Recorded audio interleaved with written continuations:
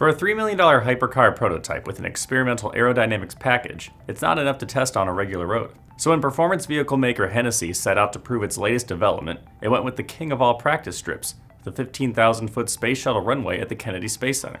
Hennessy's Venom F5 is described as a bespoke hypercar, and it carries with it an 1,800 horsepower engine. In a test of the prototype, the vehicle was reportedly performing a fast acceleration, getting from 0 to 250 miles per hour in 4,000 feet.